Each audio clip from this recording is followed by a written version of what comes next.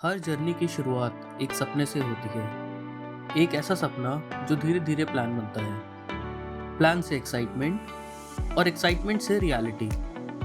आज रात हम निकल पड़े हैं ऐसी ही एक जर्नी पर, जहाँ हिस्ट्री मिलेगी एडवेंचर से, सिटीज़ मिलेंगी माउंटेन से, और हर दिन एक नई कहानी लेकर आएगा।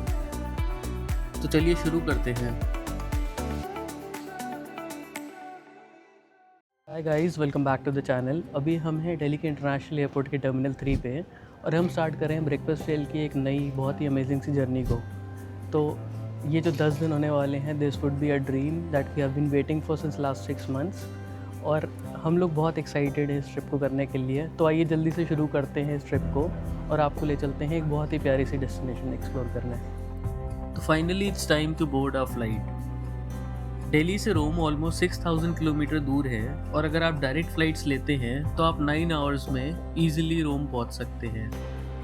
आपको ईटा एयरवेज और एयर इंडिया दोनों की ही डायरेक्ट फ़्लाइट के ऑप्शंस मिल जाएंगे, ऑल्दो एयर इंडिया वीक में सिर्फ 4 ही दिन ऑपरेट करता है।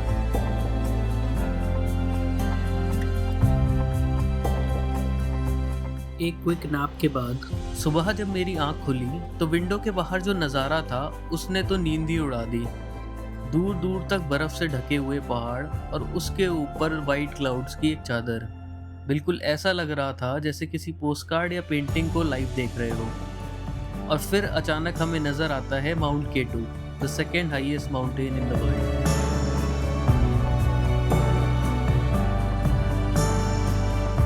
धीरे धीरे वो स्नो कैप्ड माउंटेन्स पीछे छूटने लगे और उनकी जगह ले ली हरे भरे रोलिंग हिल्स ने। ऐसा लग रहा था कि नेचर ने खुद हमारे वेलकम के लिए एक ग्रीन कार्पेट बिछा दिया हो। और इसी खूबसूरत व्यूज़ के साथ हम पहुंचते हैं अपनी डेस्टिनेशन पर। Welcome to the eternal city of रोम।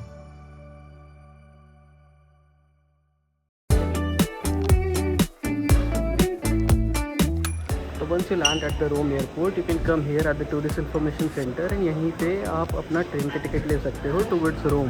यहाँ से आपको लियोनार्डो एक्सप्रेस का टिकट मिल जाएगा, which will take you directly to the Rome terminal station. Plus यहीं पर आप अपना सिम वगैरह भी ले सकते हो, so that once you are in the city you are well connected. तो गाइज, जैसे मैंने पहले बताया, रोम एयरपोर्ट से अगर आप सिटी सेंटर यानी कि रोमा टर्मिनी जाना चाहते हो तो सबसे बेस्ट ऑप्शन है लियोनार्डो एक्सप्रेस। बट इसके अलावा आप एयरपोर्ट से शटल बसेस और टैक्सीज के ऑप्शन भी ले सकते हो। बट ट्रस्ट में, सिटी सेंटर पहुंचने का सबसे फास्ट और कन्वीनियंट तरीका ये ट्रेन ही है। इस ट्रेन का फेयर ऑलमोस्ट 14 यूरो पर पर्सन है, एंड अगर आप किसी वजह से मेन अराइवल हॉल से टिकट लेना मिस कर देते हो तो टेंशन की कोई बात नहीं, स्टेशन पर भी आप इजीली टिकट परचेज कर सकते हो। स्टे की बात करूं तो रोम में आपको हॉस्टल से लेकर लग्जरी होटल्स तक हर तरह के ऑप्शंस मिल जाते हैं। लेकिन अगर आप साइट सीइंग के लिए ज़्यादा ट्रैवल टाइम नहीं स्पेंड करना चाहते तो रोमा टर्मिनी के आसपास स्टे करना एक बहुत अच्छा ऑप्शन है। Guys, we have checked into a hotel and just let me give you a quick room tour. तो here is a nice double bed and this is the door for the balcony.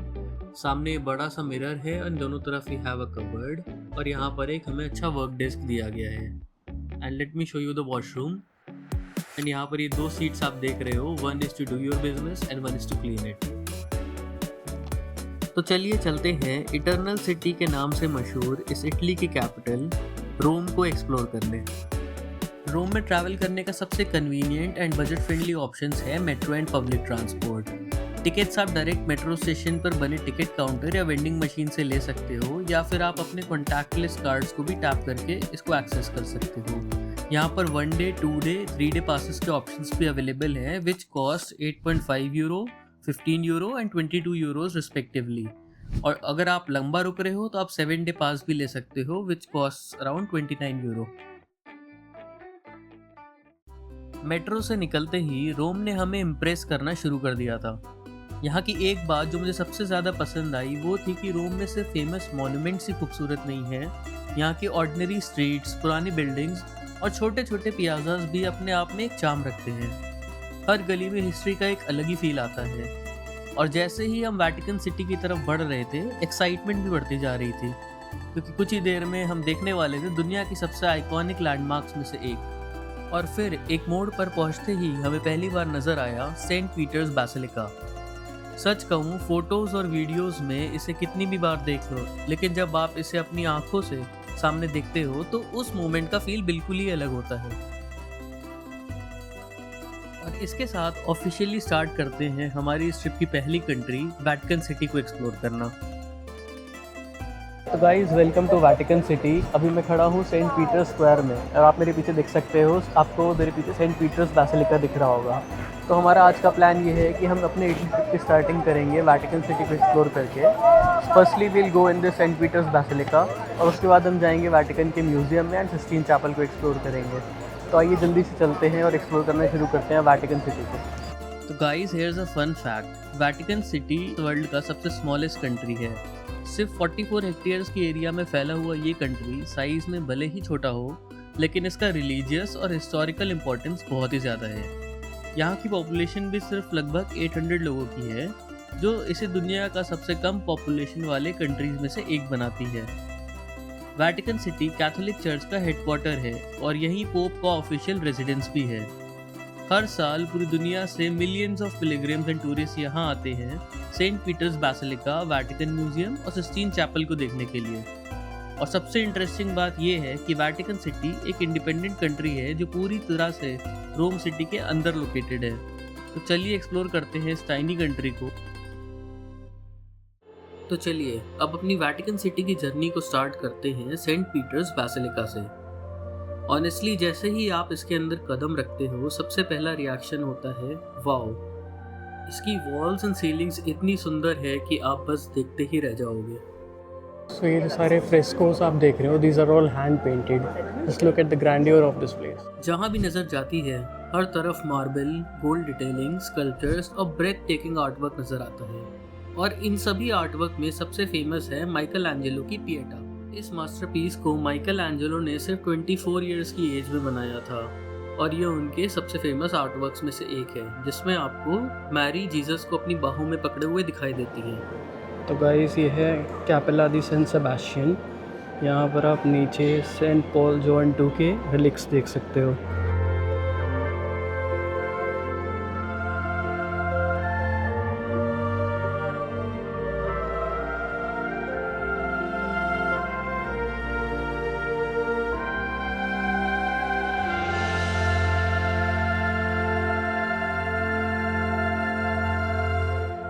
Saint Peter's basilica दुनिया के सबसे बड़े church में से एक है और इसे बनाने में ऑलमोस्ट 120 इयर्स लग गए थे। इसका कंस्ट्रक्शन 1506 में स्टार्ट हुआ था एंड 1626 में जाकर ये कंप्लीट हुआ था। एंड सबसे इंटरेस्टिंग बात ये है कि इस मास्टरपीस को डिज़ाइन करने में रेनेसा पीरियड के कुछ सबसे लेजेंडरी आर्किटेक्ट्स और आर्टिस्ट का कंट्रीब्यूशन रहा है, जिनमें से माइकल एंजेलो का नाम सबसे प्रोमिनेंट है। बेसिलिका का आइकॉनिक डोम जो वेटिकन सिटी की स्काईलाइन पर छाया हुआ नजर आता है, ये भी माइकल एंजेलो ने ही डिजाइन किया था। और जब आप अंदर खड़े होते हो तो उस डोम का एक्चुअल स्केल देखकर ही समझ आता है ये स्ट्रक्चर कितना एक्स्ट्राऑर्डिनरी है। कहा जाता है कि ये बेसिलिका सेंट पीटर्स की ब्यूरियल साइट पे बनाई गई है, जो जीसस क्राइस्ट के सबसे करीबी डिसाइपल्स में से एक माने जाते हैं। ये हिस्ट्री, फेथ, आर्किटेक्चर और आर्ट का एक परफेक्ट कॉम्बिनेशन है। चाहे आप रिलीजियस हो या नहीं, लेकिन इस जगह की ब्यूटी और स्केल आपको इम्प्रेस किए बिना नहीं रह सकती। और शायद यही वजह है कि हर साल दुनिया भर से मिलियन विजिटर्स वेटिकन सिटी का रुख करते हैं।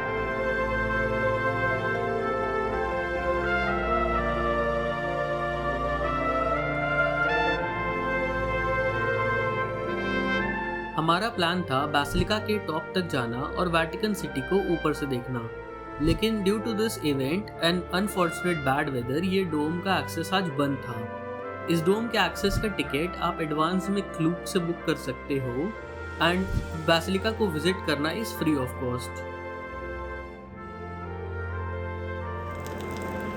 जब हम बेसिलिका को एक्सप्लोर करके बाहर आए तो मौसम पूरी तरह बदल चुका था। इट वॉज रेनिंग एवरीवेयर, लेकिन ऑनेस्टली उस मोमेंट पे ये बारिश किसी इनकन्वीनियंस जैसी बिल्कुल नहीं लग रही थी, बल्कि ऐसा लग रहा था जैसे रोम ने हमारे पहले दिन के वेलकम के लिए इस खूबसूरत से मौसम को संभाल कर रखा हो। तो चलिए अब इस लंबी सी लाइन को स्किप करके विजिट करते हैं हमारे वेटिकन सिटी के दूसरे मेन अट्रैक्शन को, which is the Vatican museum and Sistine chapel. तो गाइस आफ्टर सिस्टीन चैपल हम आ गए वैटिकन म्यूज़ियम में। आपने देखा बारिश की वजह से हमें वहाँ कितना टाइम लग गया था। तो हम finally after a short walk we are here at Vatican museum. And आपने देखा होगा नॉर्मल लाइन कितनी लंबी होती है, तो आई हाईली रिकमेंड कि आप यहाँ पे फास्ट ट्रैक टिकट पहले से लेकर आओ। क्लूक या और कैसे कई प्लेटफॉर्म है जहाँ से आप ये एडवांस से बुक कर सकते हो। तो चलिए चलते हैं अंदर वैटिकन म्यूज़ियम के और एक्सप्लोर करते हैं वैटिकन की हिस्ट्री को। तो अगर आप वैटिकन म्यूजियम और सिस्टीन चैपल विजिट कर रहे हो तो हाईली रिकमेंड कि आप एडवांस में skip the line tickets book कर लो। हमने भी अपने टिकट्स क्लूक से एडवांस में परचेज किए थे and skip the line ticket costed us 40 euro पर पर्सन। इसका सबसे बड़ा एडवांटेज है कि आप लंबे क्यूज अवॉइड करके काफ़ी टाइम बचा सकते हो। वहीं नॉर्मल एंट्री टिकट का price is 20 euros, but during the high rush hour आपको 2 से 3 घंटे क्यू में खड़े होना पड़ सकता है।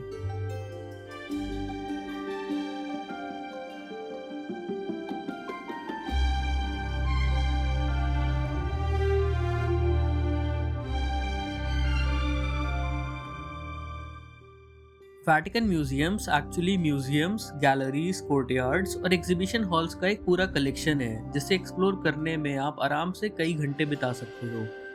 इन म्यूजियम्स की फाउंडेशन 1506 में रखी गई थी, जब पोप जूलियस II ने एक ancient Roman sculpture Laocoon and his sons को एक्वायर करके पब्लिक डिस्प्ले पे रखा था। और वहीं से शुरू हुआ वैटिकन के आर्ट कलेक्शन का सफ़र। आज वैटिकन म्यूजियम्स को वैटिकन सिटी खुद मेंटेन और ऑपरेट करती है और यहाँ हर साल मिलियंस ऑफ विजिटर्स आते हैं। ये दुनिया के सबसे विजिटेड म्यूजियम्स में से एक माना जाता है।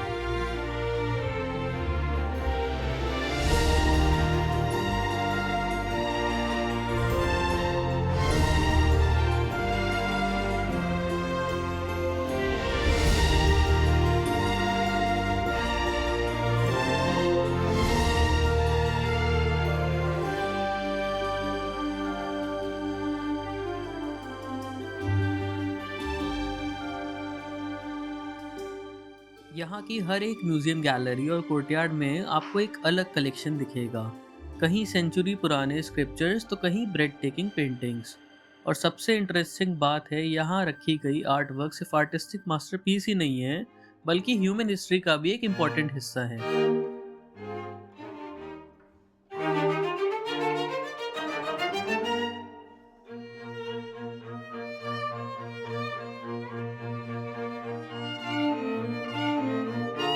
वैटिकन म्यूजियम्स के अंदर आगे बढ़ते हुए हम पहुंचते हैं स्कल्पचर गैलरी में, जहां रोम और ग्रीक सिविलाइजेशन से जुड़ी कई सारे इनक्रेडिबल स्ट्रक्चर्स देखने को मिलते हैं। और ऑनेस्टली इन आर्ट वर्क्स को देखकर ये सोचना ही फैसिनेटिंग है कि इनमें से कई स्कल्पचर्स लगभग 2000 साल पुराने हैं। इन्हीं मास्टरपीसेस में से एक है स्टैच्यू ऑफ द नाइल। ये ancient Roman sculpture Nile river को रिप्रेजेंट करती है, जो इजिप्ट की सबसे इम्पोर्टेंट रिवर मानी जाती है। वैटिकन म्यूजियम्स की एक और चीज़ जो मुझे काफ़ी इंटरेस्टिंग लगी वो थे ये लार्ज ओपन विंडोज़, क्योंकि जैसे ही आप इन विंडोज़ से बाहर देखते हो पूरा रोम किसी आर्टवर्क जैसा ही नज़र आता है।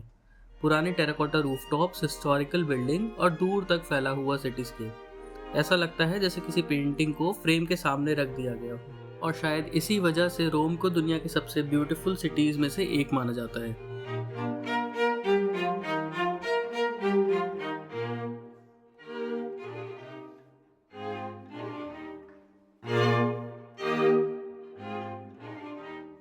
यहाँ वैटिकन म्यूजियम में आर्टवर्क सिर्फ रखे नहीं गए हैं, बल्कि ऑनेस्टली पूरा म्यूजियम ही एक आर्टवर्क जैसा लगता है।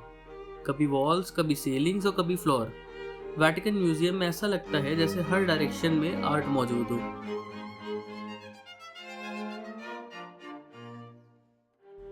जैसे आपकी मेरे सामने फ्लोर पे बना ये ब्यूटीफुल पैटर्न देख सकते हो, इसे मोज़ैक आर्टवर्क कहा जाता है।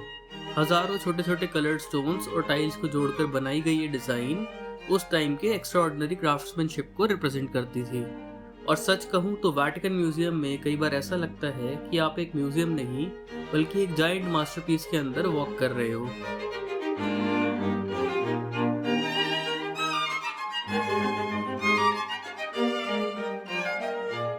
रोम के इन ब्यूटीफुल व्यूज को देखने के बाद हम बढ़ रहे थे वैटिकन म्यूजियम के एक और आइकॉनिक सेक्शन की तरफ, और ये था gallery of maps. 16th century में बनाई गई ये गैलरी वेटिकन म्यूजियम्स के सबसे फेमस हॉल में से एक मानी जाती है। यहाँ इटली के डिफरेंट रीजन्स के डिटेल मैप्स डिस्प्ले किए गए हैं जो उस दौर के हिसाब से रिमार्केबल एक्यूरेसी के साथ बनाए गए थे।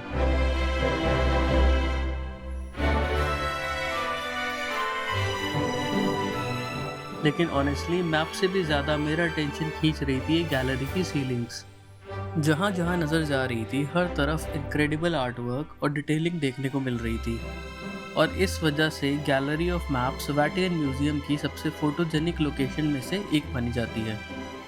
और यहीं से होकर हम फाइनली पहुंचते हैं वेटिकन म्यूजियम के सबसे आइकॉनिक अट्रैक्शन की तरफ, द सिस्टीन चैपल। ये वही प्लेस है जहां माइकल एंजेलो ने 1508 से 1512 के बीच अपनी लेजेंडरी सीलिंग पेंटिंग्स क्रिएट की थी।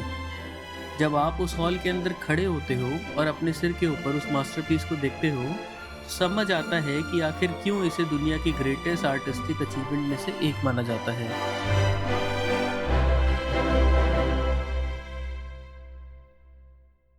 वैसे वेटिकन सिटी के आसपास फूड ऑप्शंस की भी बिल्कुल कमी नहीं है, और अगर आप फ्रेश पास्ता ट्राई करना चाहते हो तो पास्ता क्विटा जैसा टेक अवे पास्ता आउटलेट काफ़ी पॉपुलर हैं, जहां आपको फ्रेशली मेड पास्ता लगभग 7 से 8 यूरोज़ में मिल जाते हैं। यहां आपको कई pizza by the slice shops भी मिल जाएंगे, जहां एक पिज़्ज़ा की स्लाइस की प्राइस आपको 3 to 4 यूरोज़ के बीच मिलती है।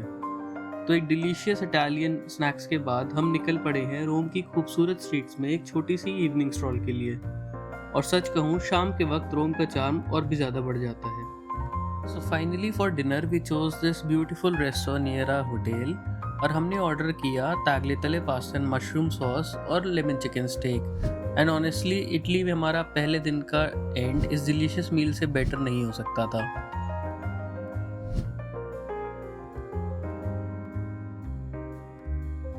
तो गाइस इसी के साथ खत्म होता है अ समर इन इटली का एपिसोड 1। इस एपिसोड में हमने एक्सप्लोर की वेटिकन सिटी की कुछ सबसे फेमस अट्रैक्शंस और स्पेंड किया अपना पहला दिन रोम में। अगर आपको ये वीडियो पसंद आई हो तो वीडियो को लाइक ज़रूर करें and do share it with your friends. Next episode में हम विजिट करेंगे दुनिया के सबसे आइकॉनिक मॉन्यूमेंट्स में से एक कोलोसियम को, साथ ही एक्सप्लोर करेंगे कैसल सेंट'एंजेलो और रोम के कुछ और हिस्टोरिकल लैंडमार्क्स। सो अगर आप इस एपिसोड को मिस नहीं करना चाहते तो do subscribe to our channel and press the bell icon for notification. मैं मिलता हूँ आपसे नेक्स्ट एपिसोड में। टिल देन, चाओ।